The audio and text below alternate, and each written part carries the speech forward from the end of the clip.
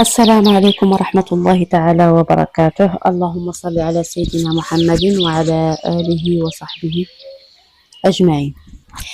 إذا وصلت لهذا الفيديو فاعتبريه رسالة فيها خير لك بإذن الله.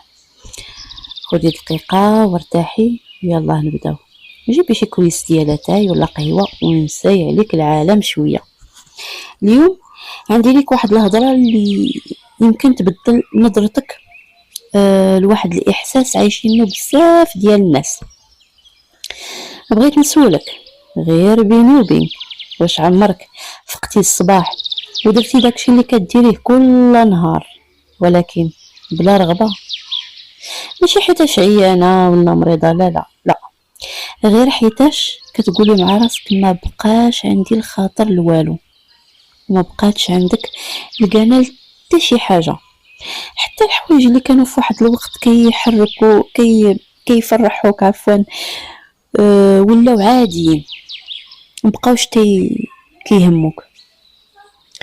الهوايه اللي كنتي كتبغيها ولا ثقيله، حتى الضحكه ما بقاتش كتبغي تخرج، او بالاحرى حتى الا ضحكتي كتحسيها خارجه غير من الحلق للفوق. الا حسيتي بهذا الاحساس يمكن ما تكونيش فقدتي الشغف، يمكن تكوني عييتي. عارفه اشنو كيديروا اغلب الناس ملي كيحسوا بهذا الفراغ؟ كيبداو يقلبوا على شي حاجه جديده، يمكن هوايه جديده، ناس جداد، من كيحسب لهم ان المشكل كاين على برا، وهو المشكل راه كاين لداخل.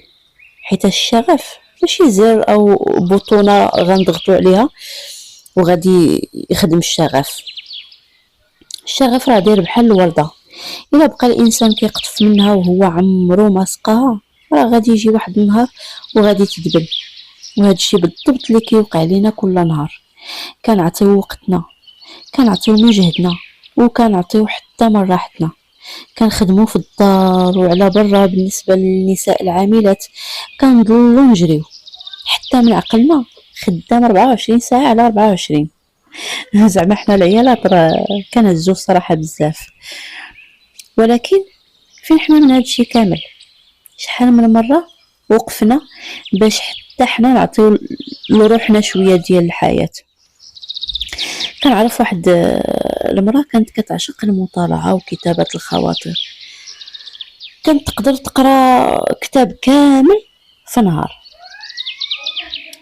من بعد الزواج والولاد والدار والمسؤوليات اللي ما كتساليش، وهنا بين قوسين راه بزاف ديال المسؤوليات كنهزوهم بوحدنا حتى حد ما كيعطيهم لينا.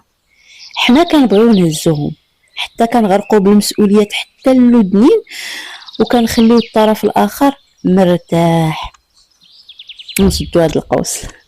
المهم باش نرجعوا للموضوع ديالنا، ديك المراه من بعد الزواج عمرها مازال ما حلات شي كتاب، عمرها مازال ما هزات ستيلو وكتبات شي خاطر، نسات حتى كيفاش تشد ستيلو. صوت الحياة ولا اعلى من صوت قلبها، وهذا الشيء كيوقع لينا كاملين. الشغف ما كيموتش، غير كيغطيه الضجيج ديال المسؤوليات والمقارنات وضجيج الضغط اللي حاطينو حنا على راسنا. يمكن كتفيقي كل نهار واول حاجه كديرها هي كتشدي تليفونك وكتبداي تشوفي الناس سافروا، الناس نجحوا، الناس داروا مشاريع، وانتي مازال في بلاصتك ما تحركتيش منها. وكتبداي نهارك وانتي معطله، وجري عليا نجري عليك، وشويه بشويه كتبداي تقارني حياتك بحياه الناس. وهنا الشغف كيبدا كينقص، حيت الشغف كيعيش في الامتنان والمقارنه كتقتلو. واش بغيتي تعرفي كيفاش ترجعي الشغف؟ اكيد ما غاديش يرجع في نهار، وما غاديش يرجع غير حيتاش كتسمعي لهاد النوع ديال الفيديوهات، ولكن يقدر يرجع الا بدلتي الطريقه اللي كتعاملي بها مع راسك. بداي بالحوايج الصغار، رجعي غير تمشاي، شمي الهواء، سمعي القران اللي اكيد غادي يريح روحك. رجعي كتبي افكارك ورتبيها، ديري فيديوهات اللي تخليك تضحكي من القلب، تحسي بديك الضحكه كتخرج لك من القلب. ورجعي ديري شي حاجه اللي كنتي كتبغيها، واخا غير 10 دقائق. راه الشغف ما كيحتاجش وقت كبير، كيحتاج اهتمام صغير ولكن يكون مستمر.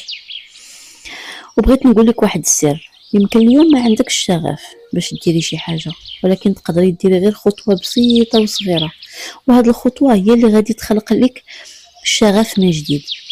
حيت الشغف ما كيجيش قبل الحركه، راه الحركه هي اللي كتولد الشغف. وقبل ما نختم بغيتك تعرفي باللي ما خاصكش تكوني قويه كل نهار، وما خاصكش تكوني متحمسه كل صباح، راه حتى حاجه ما كتبقى على نفس الحال. بلا ما تلومي راسك، الا حسيتي شي نهار بالفراغ اعطي راسك الوقت وتقربي من الله، وحاولي كل نهار تغرسي عاده صغيره.